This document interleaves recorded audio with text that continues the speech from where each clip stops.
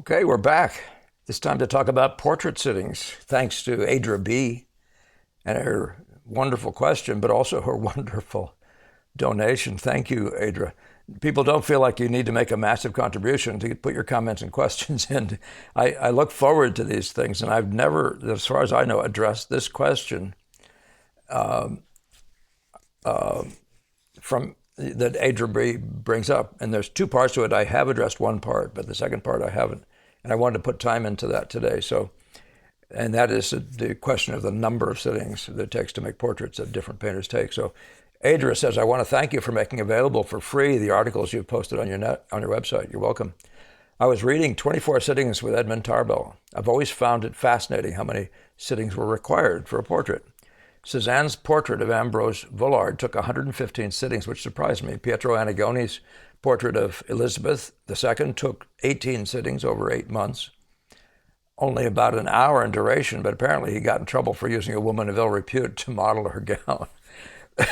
That's a classic kind of an issue. We seem to have a modern conception that a portrait should be completed in about 3 sessions. That's an interesting thing to say. We have a modern conception. I don't know what that is or who that comes from. Be careful who you're listening to. But she says, Adra says, we seem to have a modern conception that a portrait should be completed in about 3 sessions. I'm not sure who is to blame for this. I'm not either. Could you share your thoughts on the subject of the order of events in starting a portrait and planning sittings from life, and any information you have on the history of Boston school painters in regard to portrait painting specifically? Thank you very sincerely, Adra B. Adra, that's a fun question. I remember both of my most recent portraits, the thing I typically do, somebody says, they call me up and they say, Paul, can you do the portrait of my family or of this or that? And I say, you don't want me. I said, I don't work from photographs. You don't want me. You'll have to do sittings.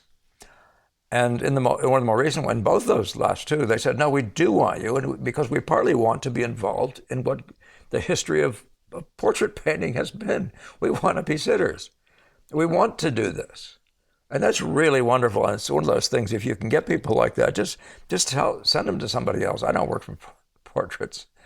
I've done deaders, if somebody's actually dead, but it's not my idea of a good thing to do. I form portrait from photographs is its own form in my view. It's whatever it is. It's just whatever. People can hide from the fact a little bit that they're using portraits by using a brushy style or something like that. If you don't use one, it really shows. But it doesn't.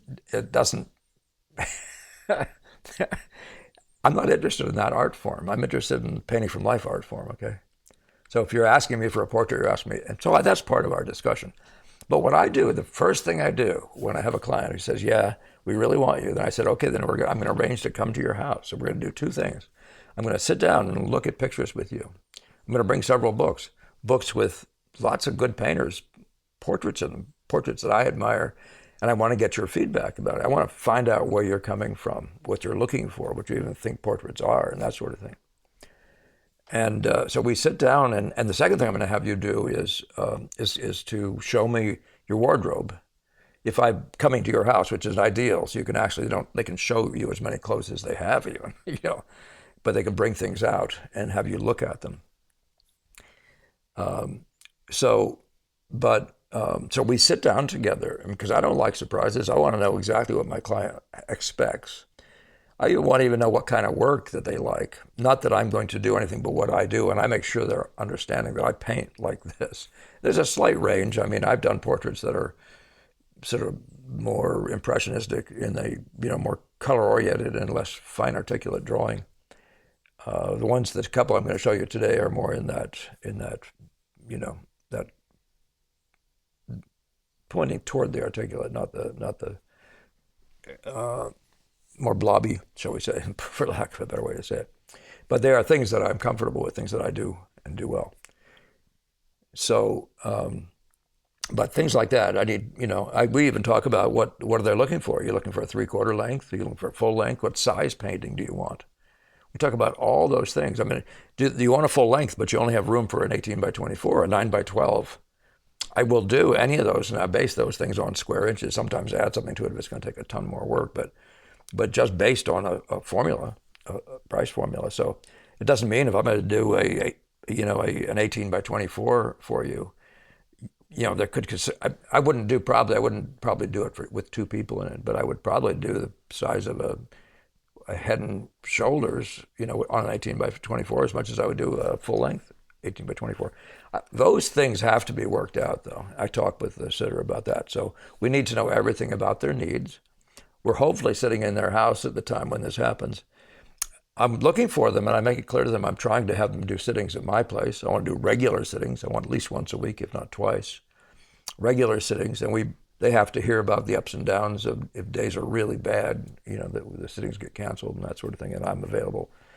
I don't want to be over-canceled because it's very discouraging to, when you can't get a proper number of sittings and pictures start getting drawn way out. I talk about the number of sittings I'm going to need. I tell people I need somewhere between 16 and 20 sittings. It's ideal to have more than that. It's ideal to be open-ended about it, but in some ways it's not ideal because sometimes painters can just take forever. We can. So but to have the luxury of having a 24 sittings with that Edmund Tarbell had with Dean, whatever his name was, Dean Warren. Nice stuff. Or the other things I'm about to talk to you about, I'll show you those other timings.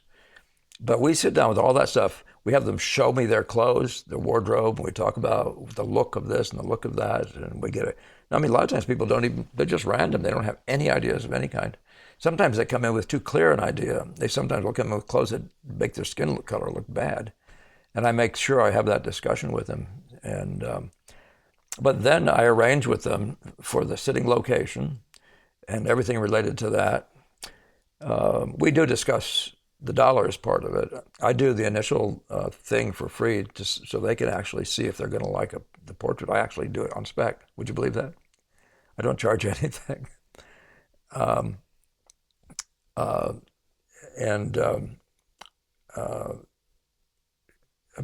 misleading you a little bit. I do a 10% thing, but that's another story. But anyway, take care of the dollars thing. And so there's typically a certain point at which the portrait is easy to see how big it's going to be, what it's got. I lay in paintings so you can see what you're going to get really early. And I expect half payment up front at that point when you can actually see what you're going to get. And for myself, when I do anything in my own work, that's a thing that is done in a matter of a few sittings. And the rest of it is where all the time is consumed, really executing, bringing it, okay? But they get a really clear idea and they can say yes, yes. And, and it's a non-refundable amount at that point, okay? So,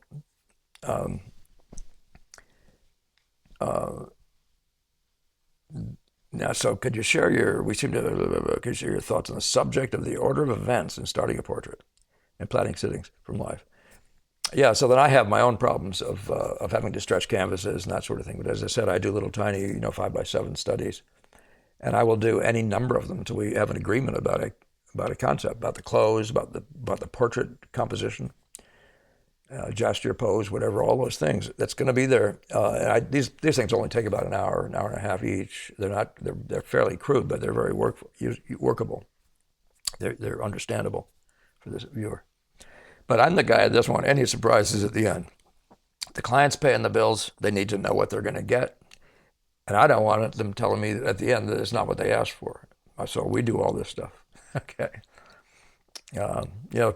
Sargent saying a portrait is a picture of somebody with something a little wrong about the mouth. And there's an awful lot of truth in that. But I've had friends say that they will do portraits and they'll get to the end of the portrait and the people won't be happy.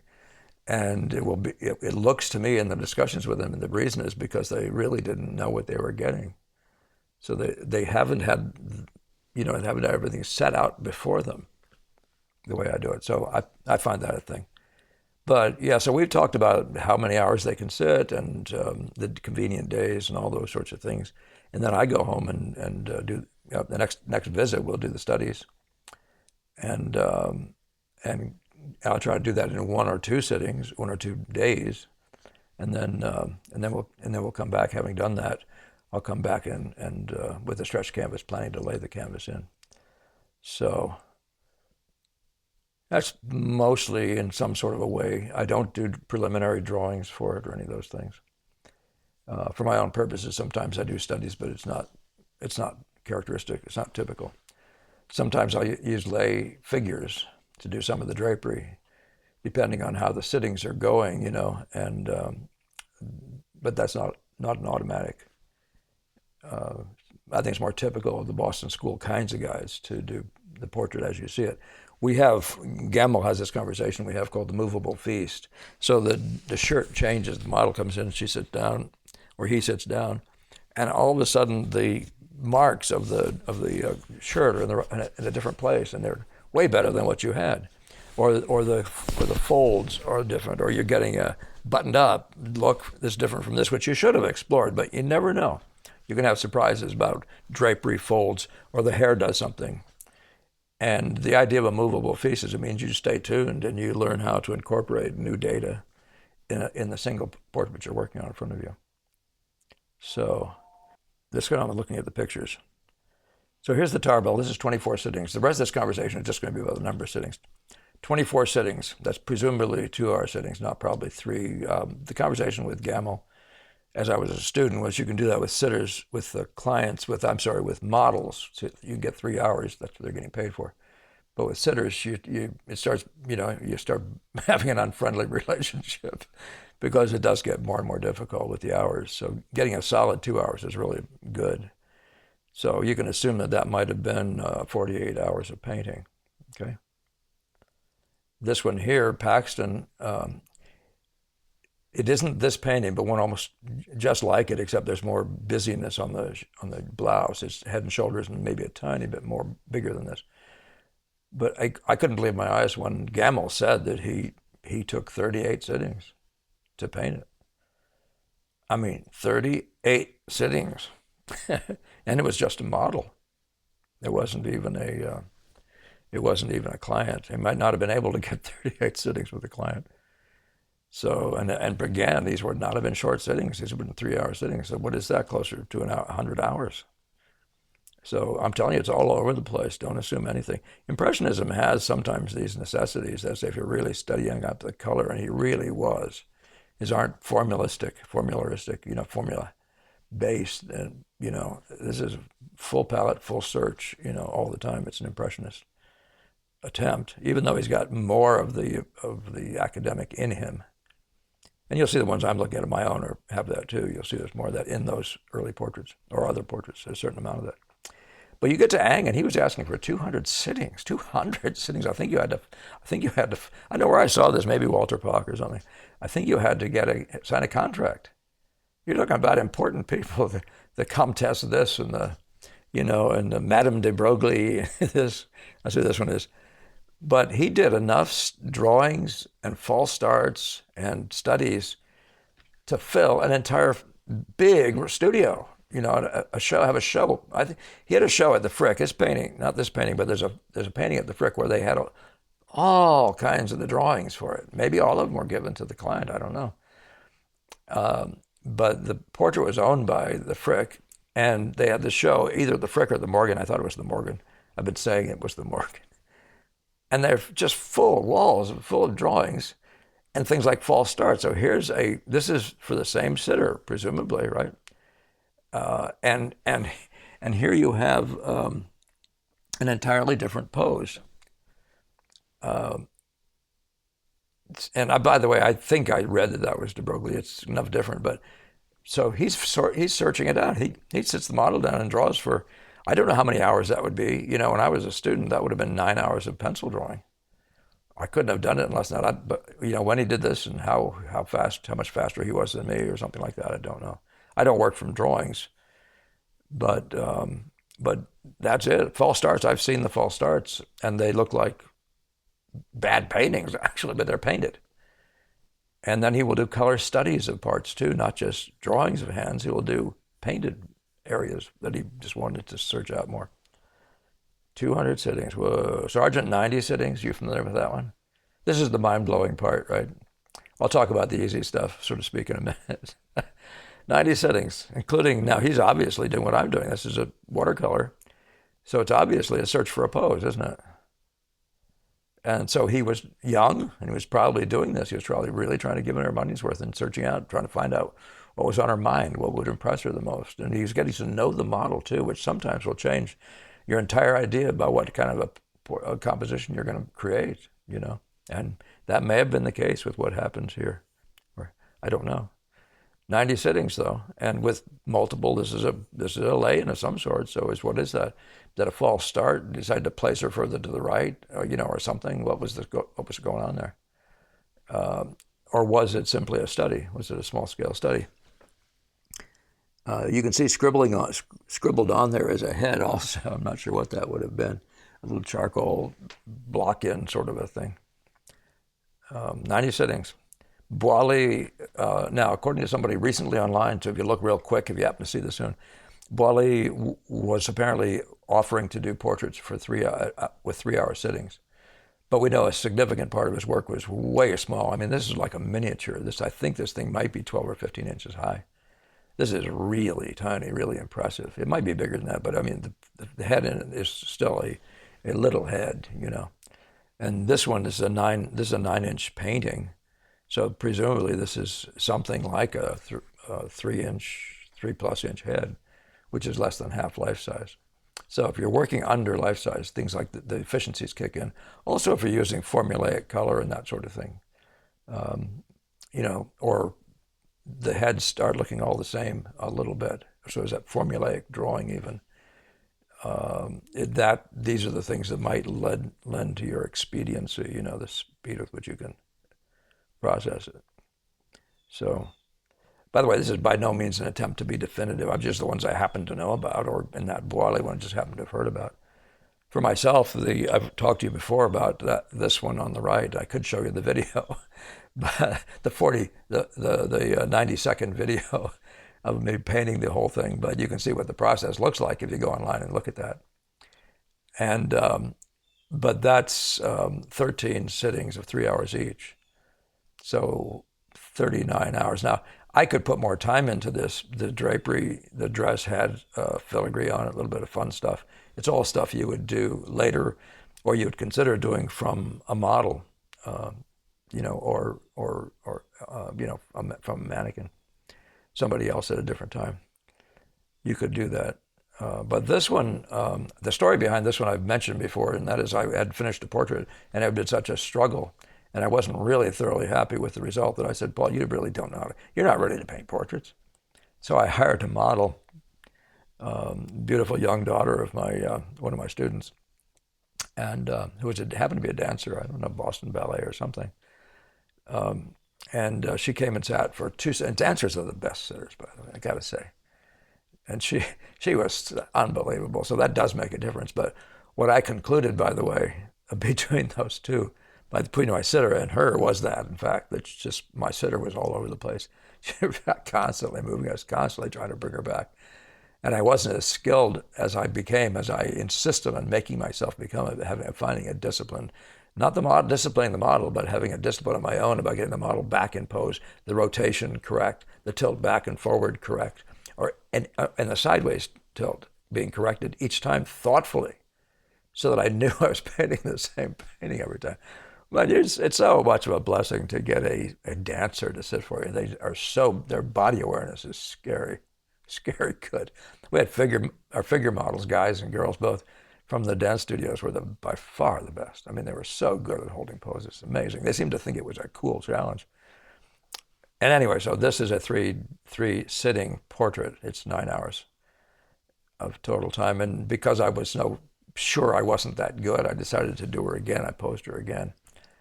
And I did it again in 9 hours, and the family bought that one very quickly. But the point is, and by the way, for a nice high price, as good price as I was getting in that day. But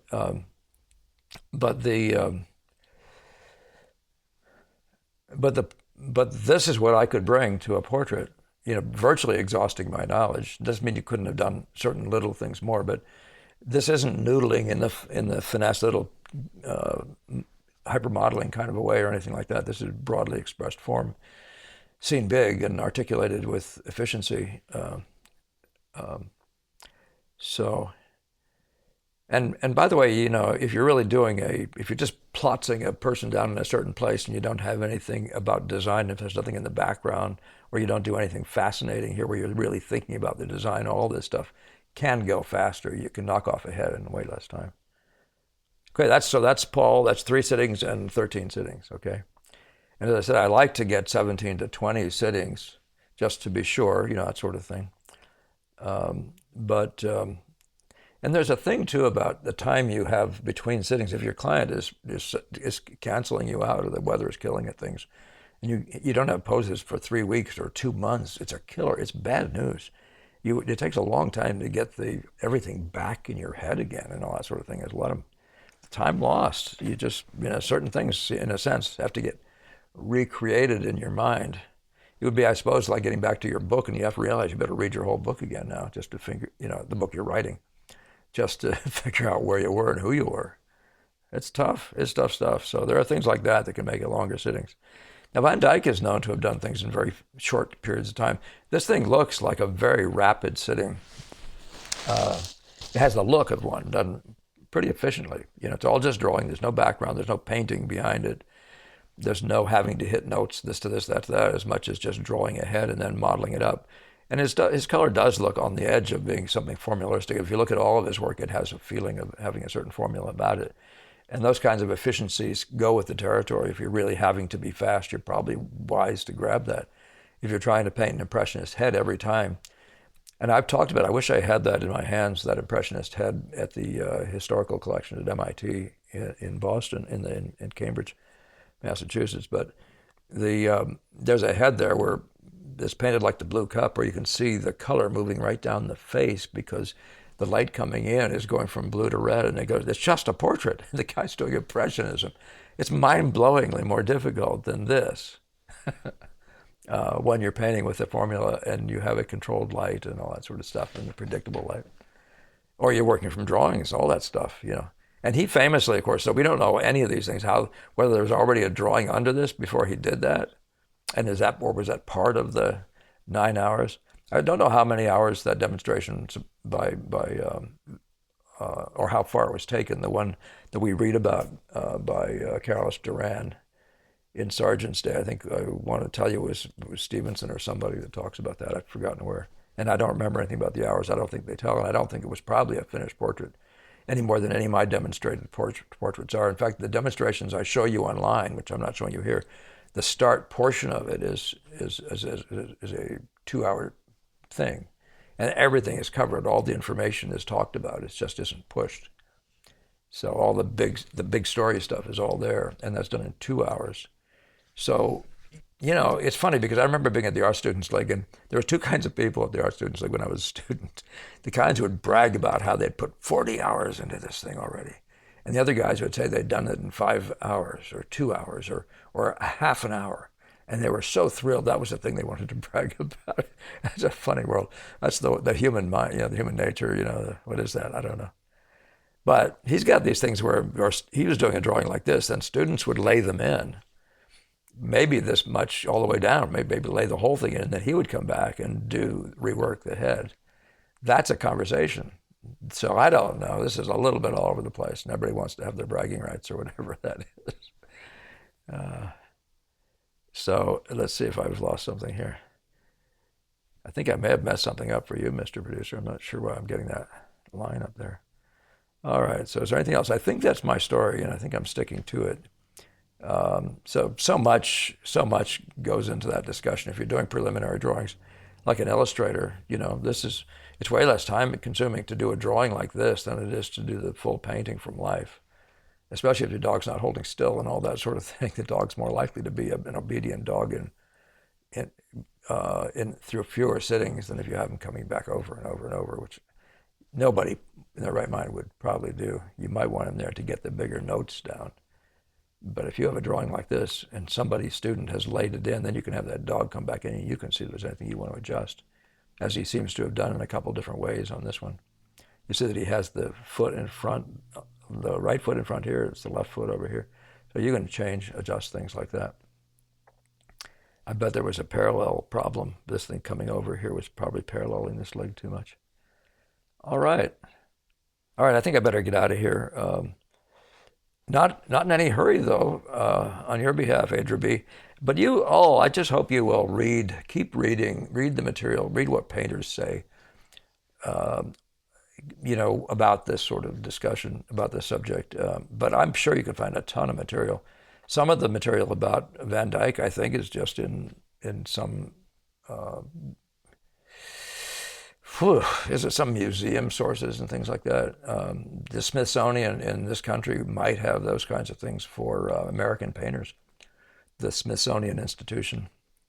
So, but because they might have the memoirs or et cetera, et cetera, et cetera. There might be something like this I don't remember hearing anything in how much time Delacroix took in his journals. I don't remember reading anything particular like that, but I wasn't thinking about this at the time. It's not something I chase down much. I know what it takes for me to get what I want into a picture. And I'm not happy just saying, well, I only had 3 hours. It's not good. Um, what I mean to say is that's not the world I want to be living in. So, yeah, you had Van Dyck, you have Ingbretson, you have Boilly, Sargent, Ang, Paxton, Tarbell.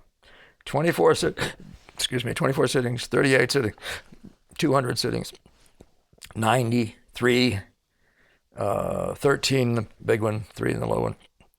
And Van Dyck maybe 9 hour heads, from what I've heard. So that's the story, and I'm sticking to it. All right. So thank you once again, Adra, first for the donation, but also for the question. I really do like these questions to come in, something practical that you can make some use of. But keep yourself reading. Keep looking at the material. Okay. There's a lot of stuff out there. Just make sure it's trustworthy. People who knew somebody or sat there. There's a book called To Be Young Was Very Heaven by a young woman student of Tarbell's, I believe, and at the museum school in Boston. But her uncle, who I believe was a pastor or something, was painted by Sargent, and she was allowed to come and sit for some of the sittings. And so she would have had information, and she would have had a little bit of the painting background. She would have known something about what she was saying. Although she was funny because her ultimate comment was, and he didn't make a mistake once. And no painters don't think that way. There's no such thing as a mistake. There's information. So anyway, but yeah, so you can find sources like that. Sometimes they're reliable. There are 2 or 3 witnesses to Sargent doing lay-ins and portraits that we read, and Charteris is a source of at least 2 of those. The points and angles discussion is there, the use of the plumb, and so on. But yeah, but there are reliable and there are more reliable sources. You pay attention to that as a painter. Don't get set up to believe miracles happen. Everybody's doing something. It's doable. People can do this. It was done by one guy. We're not talking about genius in that unique sense of the word, like an auto savant or something like that. All right. Okay. Now I'm out of here. I'm hoping you all have a really nice painting week, and we'll see you next time.